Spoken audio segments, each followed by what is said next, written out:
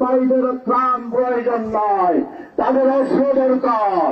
অতএব আসুন সবাই মিলে ফিলিস্তিন রক্ষার জন্য, আল আকসা রক্ষার জন্য আমাদেরকে অস্ত্র হাতে তুলে নিতে হবে। বাংলাদেশ সরকারকে বলতে চাই, অ্যাকসেপ্ট ইসরায়েল বাদ দিয়েছেন, আমরা প্রতিবাদ করেছি।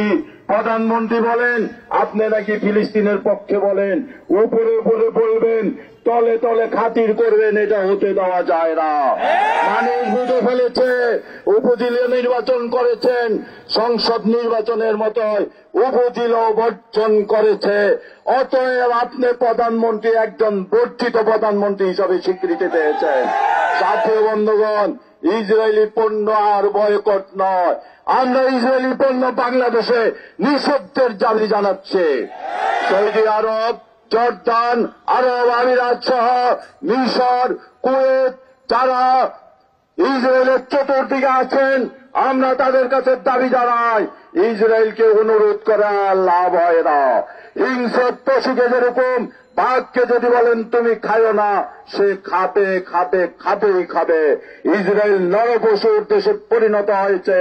অতএব আপনারা আকাশপথ বন্ধ করে দিন, ইসরায়েলের সব প্লেন বন্ধ করে দিন, আপনাদের আকাশ সীমায় যেন না উঠতে পারে। তাদের পণ্যবাহী, অস্ত্রবাহী সকল জাহাজ বন্ধ করে দিন, তাহলে ইসরায়েল যুদ্ধ বিরোধীতে রাজি হবে, যুদ্ধ বন্ধ হবে। সবাইকে ধন্যবাদ। আসসালামু আলাইকুম ওয়া রাহমাতুল্লাহ।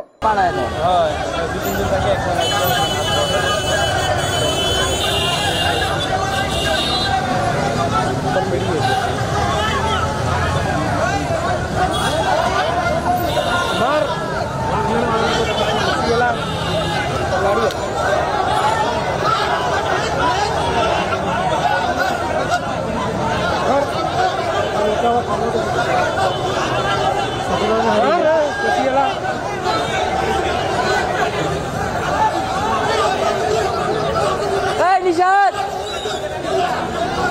Hey! Nah, tadi lah.